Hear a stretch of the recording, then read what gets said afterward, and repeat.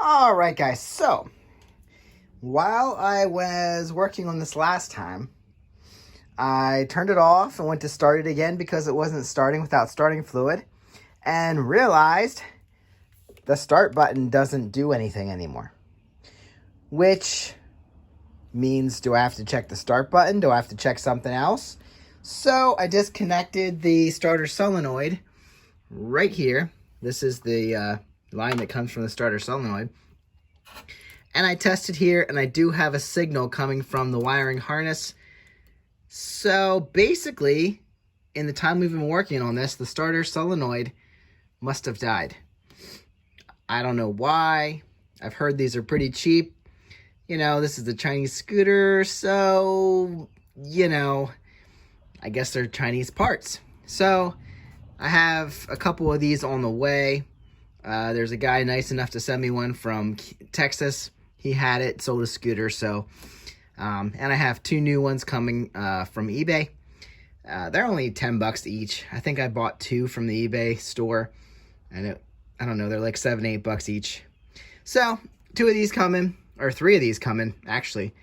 And what happens is power from your battery comes in here, and it's connected here. I can bridge these points and it'll start.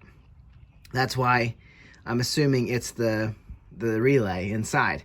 So what happens is this little line comes in from your power button, from your start button, and that accelerates this, and then this connects these 2 points. So hoping I put a new one in and it works just fine. We do have a kickstart, but unfortunately that doesn't seem to work real well. I tried to kick it a couple times and it's just not really working. And the center stand, if you put it up, is in the way. So it's just kind of hard to use a kickstarter. And maybe that's just me. I need to practice with it. But anyway, back to the things at hand. While we wait for a starter solenoid, I figured let's do a valve adjustment and let's check the spark plug. So basically, your spark plug boot is right here. That's your spark plug wire. Pull that out. Just pulls right out, no problem. Now I need to go find my spark plug wrench. And this is our head, our valve cover. And I assume, I haven't looked at this thing, I do not see an air pair system. So maybe we don't have one on this one. It might be blocked off. But it looks like it's just going to be 1, 2, 3, 4. We can disconnect this air line, this vent tube. But it kind of looks like we just have 4 8mm bolts to come out. And that's easy enough. Typically these scooters have an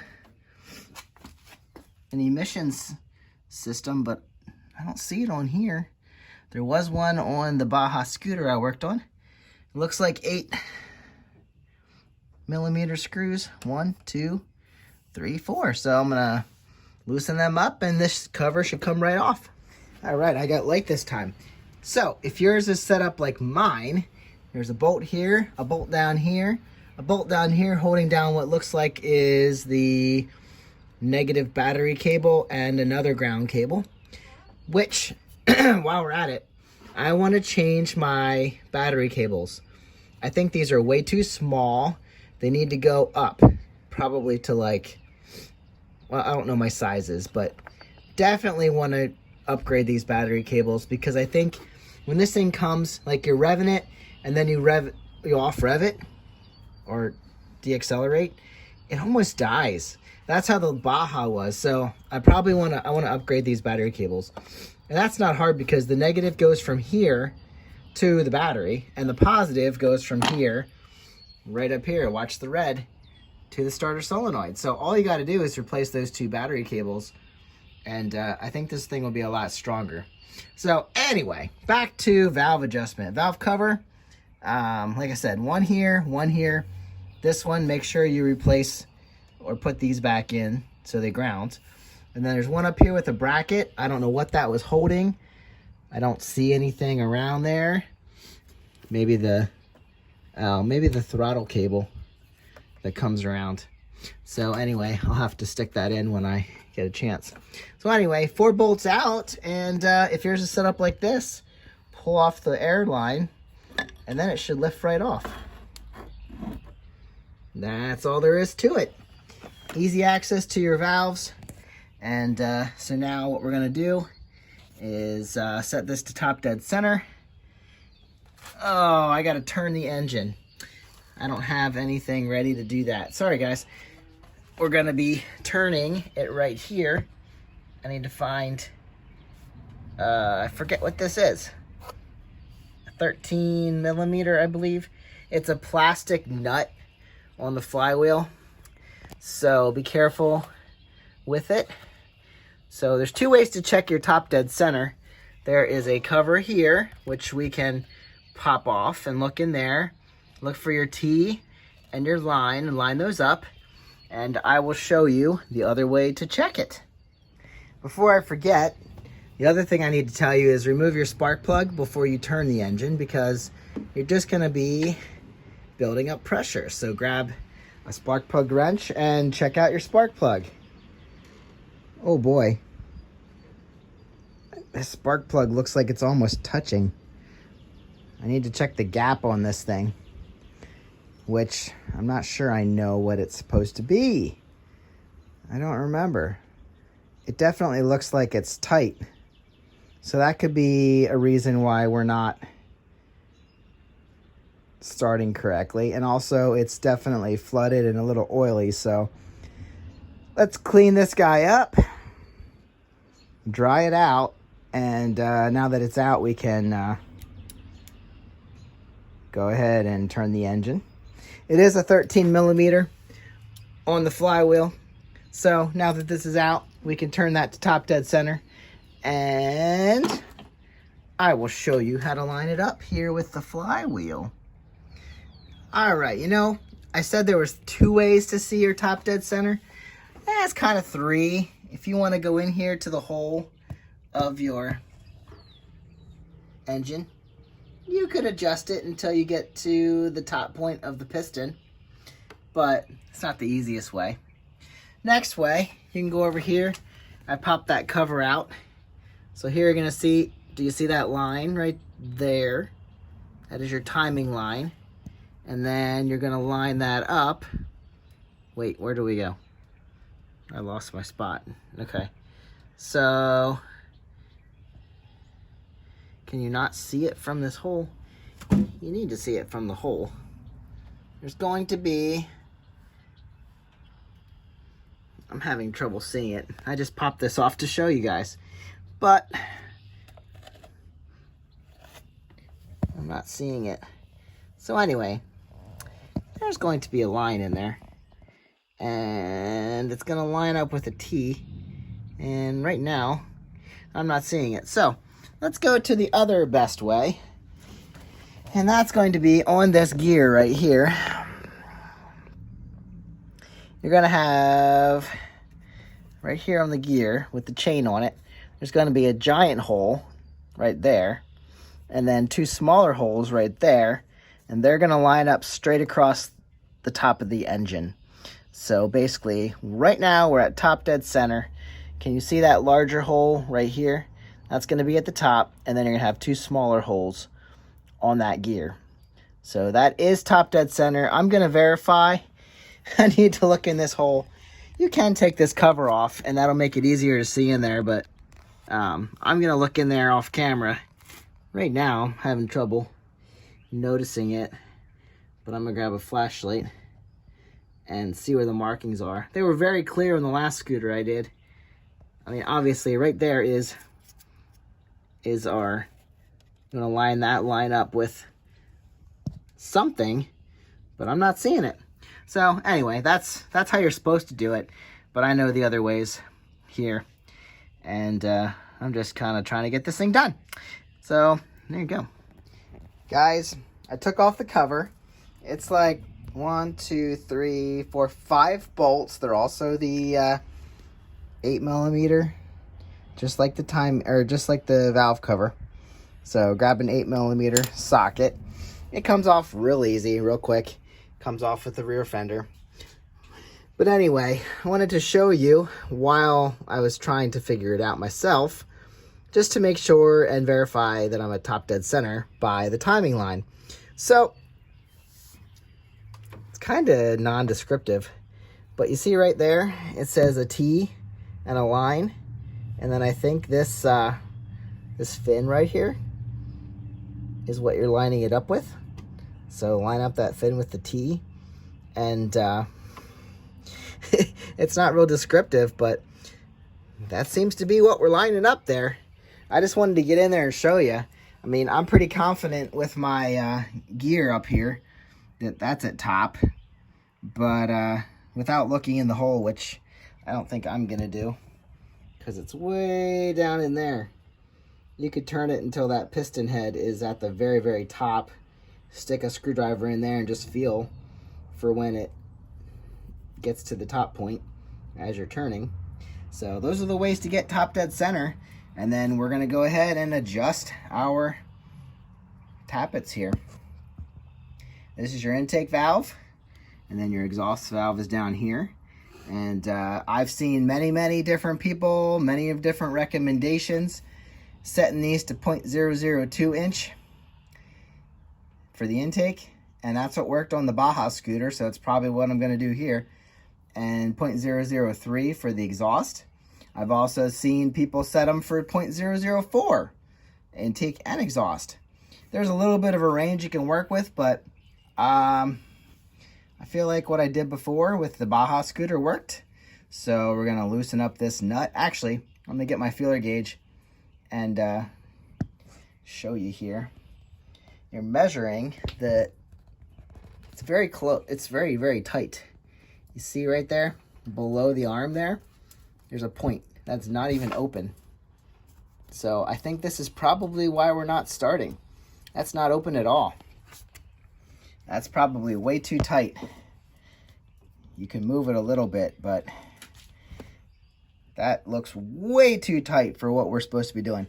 This is supposed to be adjusted at 500 miles on a brand new scooter, and we're at 495. So I think what's happening is this is not allowing our intake to open all that well, our intake valve. So this actually is probably going to be a solution to one of our problems. And I can't really see the exhaust. I'm going to have to do that blind, but we'll figure that out when we get to it. I'm going to grab my feeler gauges. All right, guys, I can show you this because, so 0.002, it's almost like paper. There you go. Like, it's so flimsy. So 0.002 inch is oh my gosh, look at this. So let me see, make sure you get a good look at this thing. Where's it good? All right, so you see where I'm going? Right down here between the tappet and the valve.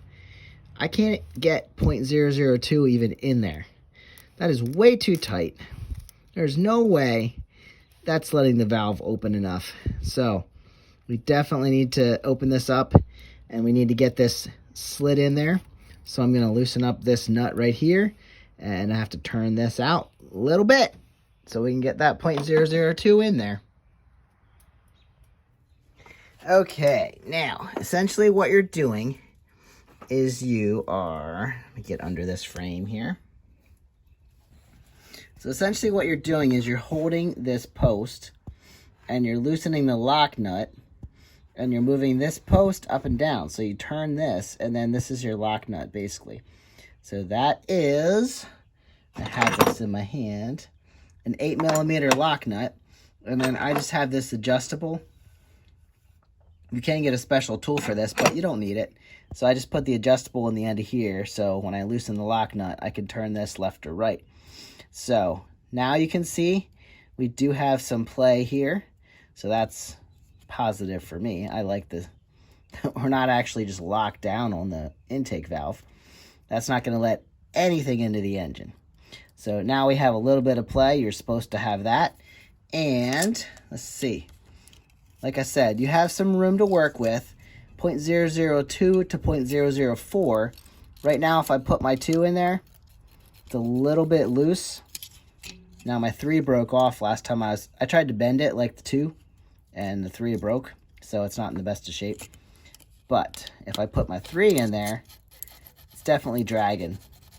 So I'd say probably in pretty good shape for that one. All right, first things first on the spark plug. Number 1, cheap original spark plug. This could be upgraded to an NGK. I need to look up what kind, but I should pick up a new spark plug. Point number 2, the point was way tight, definitely misadjusted, and I don't know how it even ran. There would have been no spark. It was so tight I couldn't even fit it in the spark plug gapper. So spark plug gap should be 0.24 inches to 0.28. So I got it adjusted correctly. Next, dirty black. I need to find my my thing. Need to find my thing. Find a little sandpaper, find a little yeah, the metal brush to clean this up. So anyway, spark plug definitely not in the best of shape. The everything was tight on this thing. This was tight. The points or valve adjustment was tight. Yeah, I should plan this out before I make a video. Anyway, as you can see, let's go get a new spark plug. Maybe I'll put this in if I forget, but I'll use this to clean it up. Let's see. It looks a little cruddy, like maybe it's not any good. Not bad, but it looks like it was sitting so close that it was like arcing. So definitely not a great spark plug. I'll go get a new one. Anyway, there we go. All right, so here we are. I did set my intake valve right here to just over 0.002 inches and checked the exhaust, and it's set about 0.003 inches. So I'm gonna run that. This intake might be a little large, but also I've seen you can set them for 0.004 inch. So it's probably gonna be great, because at first this was like not even open at all. Remember, we're at top dead center, judging by that circle right there in the gear.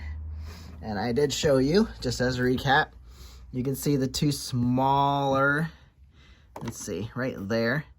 Small hole, big hole at the top, and those line up with the case. So that's how we tell top dead center. I did end up taking off this cover, and I'm guessing T for top is lined up right here with this fin, because I don't see any of the markings here. So that's what I'm going to go with there, so I can put all that back together. Did go and get a brand new NGK spark plug. The number is CR7HSA, and that is to replace this guy, which is dirty, which I didn't clean up. I did gap this correctly now, so now we do have some spark. Before it was basically just sitting on the electrode in the middle, which can't get that out with one hand. Wouldn't even give us any spark, so I'm not surprised this wouldn't run without starting fluid. I'm surprised it kept running at all anyway. But here's our new plug. I did check it. It comes in already gapped, but there you go. Brand new, beautiful NGK plug, which we can definitely trust. So there's our new and old plug. The old plug doesn't have a brand or anything, so it's probably a cheap plug anyway. May not transmit as much power. I'm gonna carefully wind this in. I'm just gonna put it in here and hand tighten it. And then we're gonna put the valve cover gasket back on, or the valve cover itself back on. Put in the new spark plug. And, oh, one thing I didn't cover. I got brand new starter solenoid, because while I had it running the last time, I turned it off just to see if it would start again without starting fluid, and hitting the button did nothing. I had no power. So I checked my lead right here I actually connected the test light to the battery, positive, and then I checked the yellow and red cable coming from the wiring harness, because this is where you disconnect the starter solenoid. That's gonna go. But anyway, I did have power going to this, so I trust that somehow, some way, my starter solenoid went bad in the meantime from when I started it. So all you gotta do, disconnect the red cable and the black cable here.